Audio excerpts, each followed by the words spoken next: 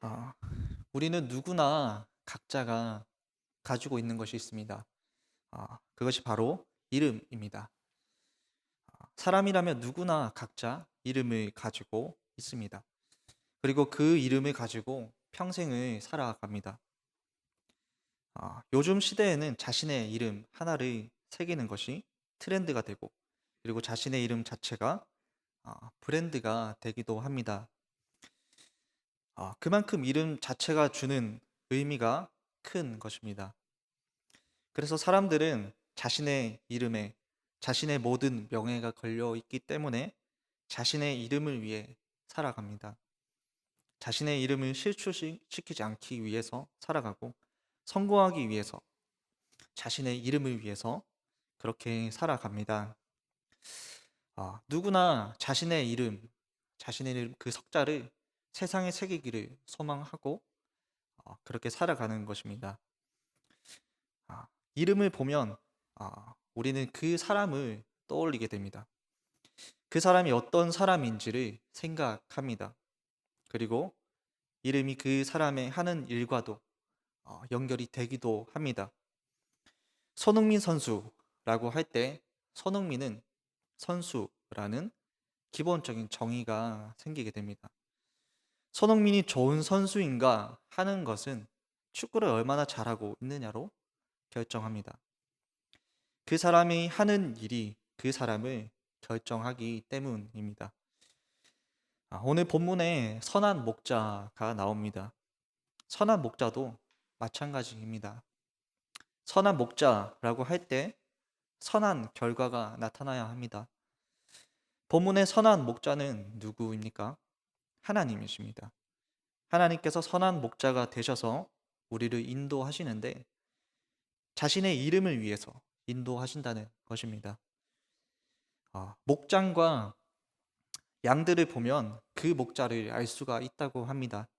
선한 목자인지 나쁜 목자인지 알 수가 있다는 것입니다. 하나님께서는 결코 자신의 이름을 욕되게 하시는 분이 아니십니다. 오히려 그것을 너무나 싫어하시는 분이십니다. 그래서 하나님은 자신의 이름을 위해서 양떼를 의로운 길로 인도하십니다. 그래서 선한 목자이신 주님께서 다스리시는 목장은 부족함이 없고 선함과 인자함이 가득합니다. 오늘 본문은 다윗의 확신의 시 그리고 신뢰의 시라고도 할 수 있는데요. 다윗이 하나님을 신뢰하고 그렇게 또한 확신하며 찬양합니다. 다윗이 그렇게 경험했던 하나님은 어떤 분이실까요?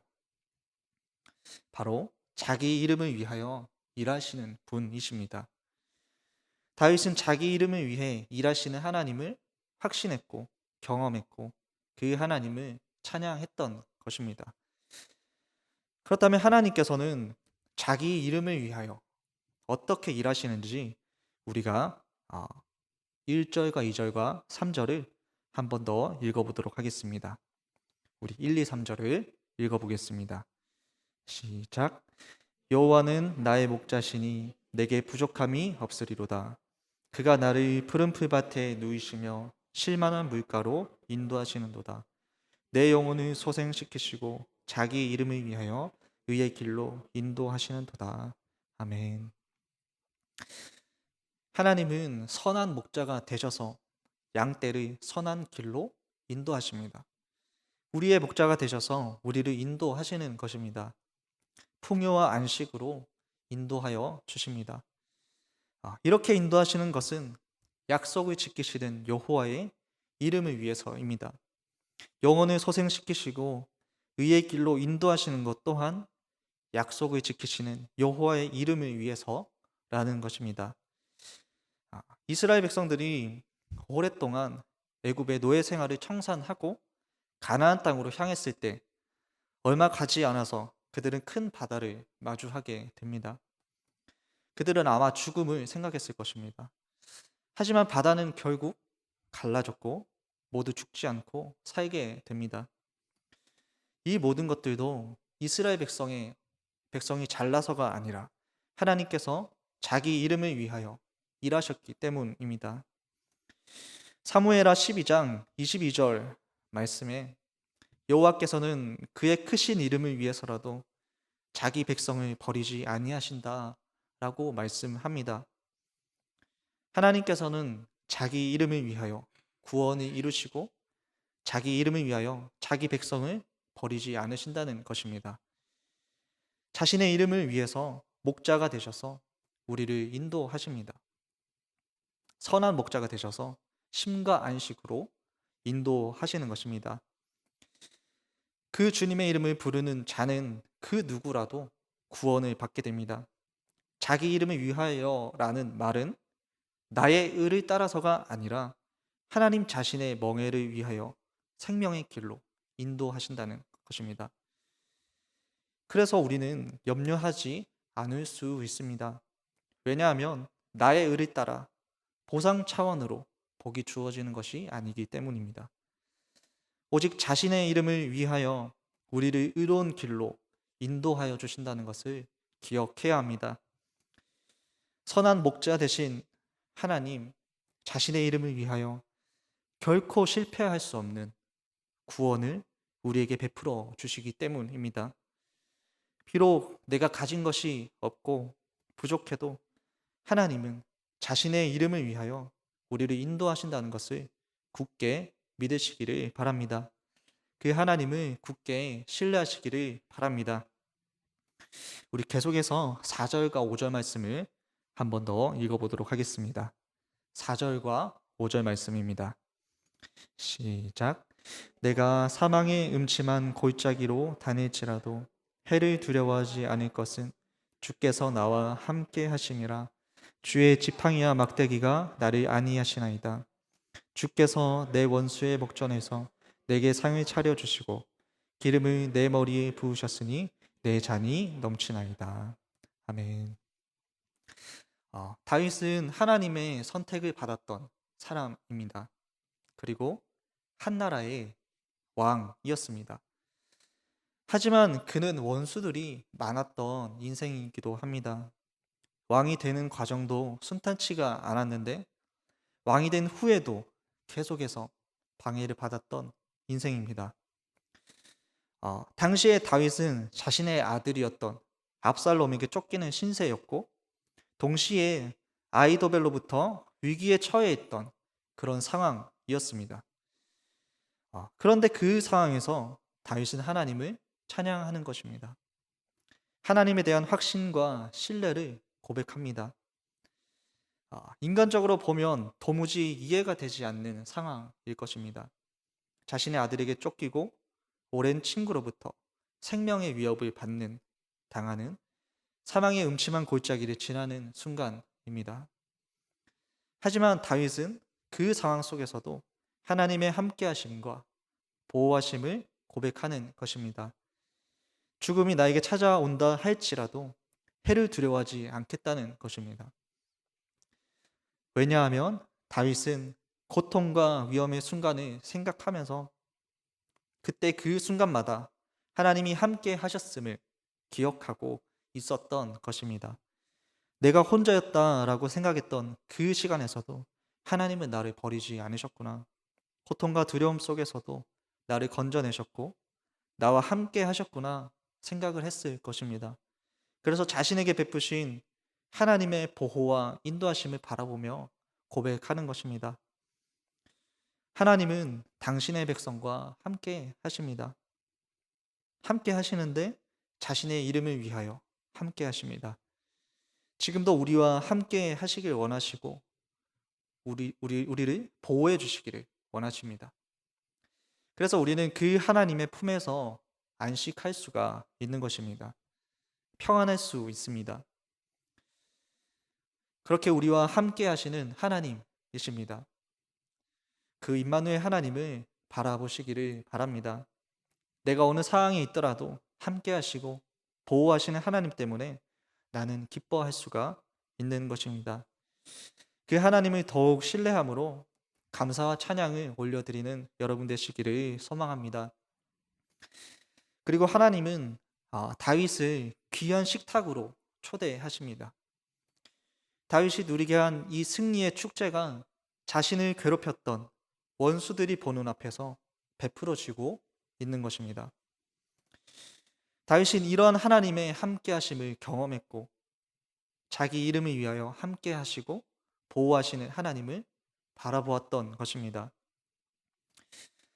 비행기를 타고 가다가 비행기가 엄청나게 흔들리는 것을 경험할 때가 있습니다. 그때 사람들은 불안해합니다. 하지만 하나님의 백성은 그런 가운데서도 하나님의 임재를 느껴야 합니다. 하나님께서 지켜주실 것을 믿는 것입니다. 그렇게 하나님은 언제나 우리와 함께 하십니다. 한 그리스도인이 자신이 지나온 발자국을 되돌아보게 되었습니다. 험난하고 힘들었던 여정이나 가파른 고갯길에는 오직 한 사람의 발자국만 찍혀 있었습니다. 그리고 평지와 낮고 편안한 길에는 마치 나란히 걷기라도 한 것처럼 두 사람의 발자국이 찍혀 있었습니다. 그래서 그는 예수님께 항의하듯이 물었습니다. 주님, 저는 도무지 이해할 수가 없습니다. 왜 낮은 곳과 평지에는 당신께서 저와 동행하여 주시고 거칠고 험한 길에는 저 혼자 걷게 버려 두셨나요? 이 말을 들은 예수님께서 조용히 말씀하셨습니다.